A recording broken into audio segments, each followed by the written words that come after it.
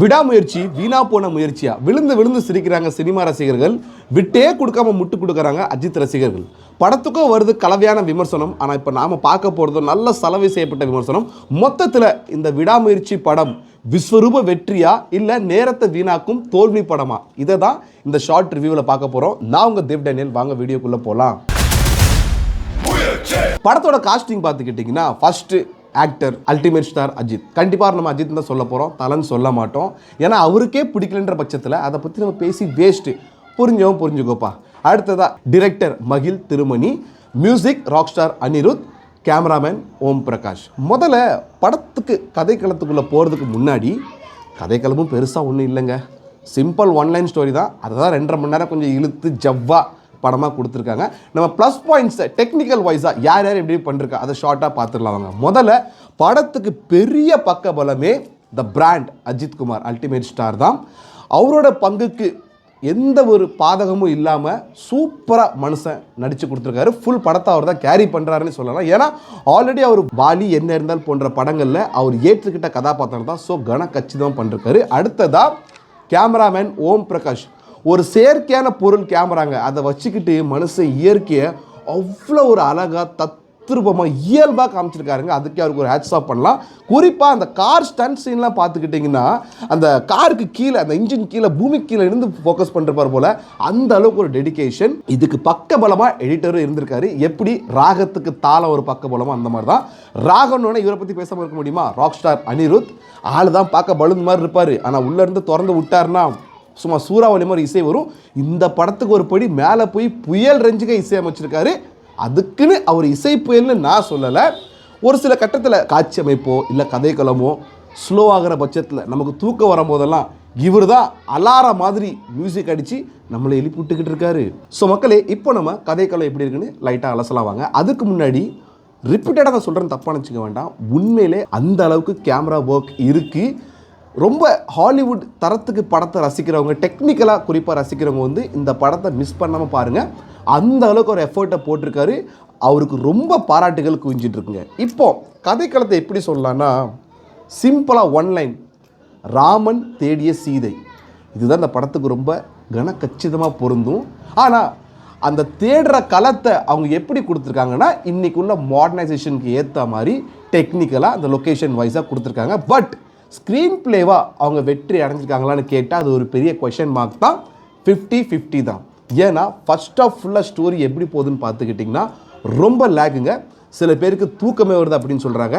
Second ஆஃபில் தான் ஒரு சில இடத்துல குறிப்பாக ஒரு ட்விஸ்ட் சீன் இருக்குது. ஆனால் ஸ்பாயில் பண்ண விரும்பலை. அந்த பாயிண்டில் இருந்தால் படம் ஹைப்பாகும் அப்படின்னு மக்களுக்கு வந்து ஒரு பிலீஃபை கொடுக்கு. ஆனால் அடுத்த கணமே என்ன ஒரு ஃபீலிங் வந்துடுதுன்னா, ஐயோ இது மியூசிக் வச்சு தான் இருந்துச்சா, சீனை வச்சு இல்லையா அப்படின்ற ஒரு ஃபீலை கொடுத்துருது. கிளைமேக்ஸும் ஒரு சின்ன ட்விஸ்ட்டு, பெருசாலாம் கிடையாது. ஓரளவுக்கு திருப்தியாக படம் முடிஞ்சிருக்கு. புரியுதுங்களா? அதுலேயும் இந்த ஃபர்ஸ்ட் ஹாஃபில் தூங்கிட்டு இருக்காங்களா, செகண்ட் ஹாஃபில் அவங்களுக்கு வந்து எப்படின்னா படம் போகுது, விறுவிறுன்னு போகுது. ஆனால் அது என்ன ஃபீலை கொடுத்துருமா, தூக்கத்துலேருந்து நம்மளை எழுப்பி விட்டாங்க, அந்த ஃபீலை தான் கொடுக்கு. ஆனால் எங்கேஜிங்காக படம் வந்து உள்ளே கொண்டு போகல. அதுக்கப்புறமும் கேமராக்கு ஓம் பிரகாஷ் ஹாலிவுட் தரோன்னா, அதே மாதிரி இசைக்கு இந்த படத்தில் அனிருத் ஹாலிவுட் தரோம். கொஞ்சம் ஜோவியலாக சொல்லணுன்னா, பொதுவாக படத்தில் பார்த்துக்கிட்டிங்கன்னா ஹீரோ தான் வில்லன்கிட்ட இருந்து மக்களை காப்பாற்றுவார் இல்லை ஹீரோயினை காப்பாற்றுவார். இந்த படத்தை பொறுத்த வரைக்கும் அனிருத் தான் அஜித் சாரையும் கதைக்களத்தையும் காப்பாற்றிக்கிட்டு இருக்காருன்னா பார்த்துக்கோங்களேன். அந்த அளவுக்கு மியூசிக் சூப்பராக இருக்குது. பொதுவாக அஜித் சார் படத்தை பார்த்துக்கிட்டிங்கன்னா ரொம்ப கீழ்மட்டத்தில் இருந்து கஷ்டப்பட்டு ஒரு சாதிக்கிற மாதிரி, இப்படி ஒரு மோட்டிவேஷன் படமாக, அது ரவுடிசம் படமாக இருந்தாலும் சரி, அது காப்ஸ் படமாக இருந்தாலும் சரி, அப்படி தான் ஒரு கதைக்களம் கொண்ட இதாக இருக்கும். ஆனால் இந்த விடாமுயற்சி டைட்டில் கேட்டோன்னு நானும் அப்படி தான் நினச்சேன். ஆனால் இந்த விடாமுயற்சி சாதனைக்கு இல்லை, அவர் தாரத்தை காப்பாற்றுறதுக்காக அவர் படுற சோதனை. அதனால் இது எல்லாரையும் கவருமானு கேட்டால் அதுவும் ஒரு பெரிய கேள்விக்குறி தான். ஏன்னா சில அஜித் ரசிகர்களுக்கே இந்த கதைக்களம் பிடிக்கல. ஸோ இதெல்லாம் வச்சு பார்க்கும்போது ஓவராலாக கதைக்களத்தை பேஸ் பண்ணி ரிவ்யூ என்னென்னு பார்த்துக்கிட்டிங்கன்னா படம் ஒன் டைம் வாட்சபிள் தான். செகண்ட் ஹாஃப் கொஞ்சம் இன்னும் விறுவிறுப்பாக இருந்திருந்தால் கண்டிப்பாக விடாமுயற்சி விஸ்வரூபம் வெற்றி அடைஞ்சிருக்கும். ஜென்ரல் ஆடியன்ஸோடைய ரிவ்யூ பேஸ் பண்ணி எனக்கு ஒன்று தோணுதுங்க, நம்ம தமிழ் சினிமா ஃபேன்ஸ் இருக்காங்க இல்லையா, அவங்க அரசியல்வாதியை விட ரொம்ப மோசமானவங்க. ஏன்னா அவங்களாவது ஒரு ஆட்சி டு ஆட்சி தான், அவங்க கொடுத்த அந்த வாக்குறுதியெல்லாம் மறந்துடுவாங்க. இல்லைனா கட்சி இந்த குரங்கு தாவற மாதிரி தாவிட்டு இருப்பாங்க. ஆனால் நம்ம ஆளுங்க ஒரு படி மேலே படத்துக்கு படம் அவங்க ஸ்டேட்மெண்ட்டை மாற்றுறாங்க. ஒரு டைமில் ஒரு உதாரணத்துக்கு சொல்கிறேன், லியோ மாஸ்டர் இந்த 2 படமுமே கலவையான விமர்சனம் தான் வந்துச்சு. என்ன காரணம்? இது வந்து 50-50 தான் டிரெக்டர் படமாக இருக்குது. ஹீரோவோட அந்த மாஸ் எலிமெண்ட்டு இந்த ஓவர் பில்டப் சீன்லாம் கொஞ்சம் இருக்குது, அதனால் அது சிங்க் ஆகலன்னு சொன்னீங்க. அதை மனதில் கொண்டு தான் அஜித் சார் நேர்கொண்ட பார்வைன்னு ஒரு படம் அப்பவுமே நடிச்சிட்டாரு. அந்த படம் பேர் நம்மள எத்தனை பேருக்கு இன்னும் ஞாபகம் இருக்குன்னு கூட தெரியாது. இப்போது இந்த படமும் மகிழ் திருமணிக்கு ஏற்ற மாதிரி டைரக்ட் ஓரியன்டாக மூவியாக நடிச்சிருக்காரு. ஏன் ஃபர்ஸ்ட் ஹாஃப்ல நிறைய சீனில் ஒரு அடி கூட வாங்குற மாதிரி காட்சிகள்லாம் இருக்குது. இதை பார்த்துட்டு இப்போ நம்ம என்ன கமெண்ட்ஸ் கொடுத்துக்கிட்டு இருக்கோம், ஐயோ அஜித் சார் ஆனால் இப்படி பார்க்க முடியாது, அவர் என்ன மாஸ் ஹீரோ, அவர் போய் அடி வாங்குவார், கிளாஸ்க்கெலாம் செட் ஆகலாம், நமக்கு எப்பவுமே மாஸ் தான் அப்படின்னு இப்போ நம்ம ஸ்டேட்மெண்ட்டை மாற்றுறோம்.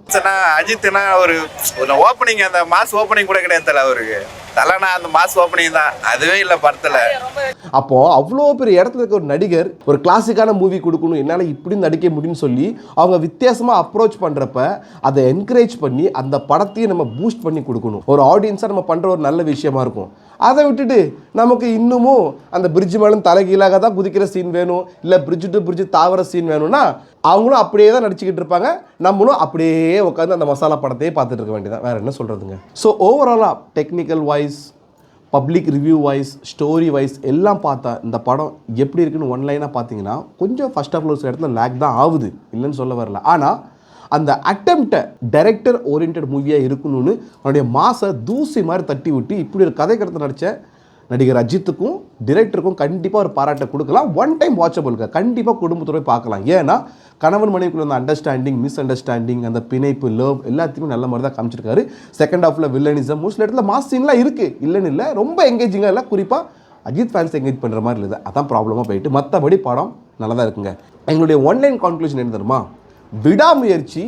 அஜித் சாருடைய இந்த முயற்சியை ஏற்றுக்கிட்டவங்களுக்கு விஸ்வரூப வெற்றிப்பா, ஏற்றுக்கிடாதவங்களுக்கு அது இன்னும் விடா முயற்சியாக தொடர்ந்துக்கிட்டு தான் இருக்கும். ஏன்னா அவங்கள திருப்திப்படுத்தவே முடியாது. வீடியோ பார்த்ததுக்கப்புறம் இந்த மாதிரி கதைக்களத்துலேயும் அஜித் சார் மாதிரி, விஜய் சார் மாதிரி பெரிய ஆக்டருங்கள் நடிக்கணுமா நடிக்கக்கூடாதா, உங்கள் கருத்து என்ன? மறக்காமல் கமெண்ட் பாக்ஸில் மென்ஷன் பண்ணுறங்க. சேனலை சப்ஸ்கிரைப் பண்ணுறங்க, ஃபாலோ பண்ணிடுங்க.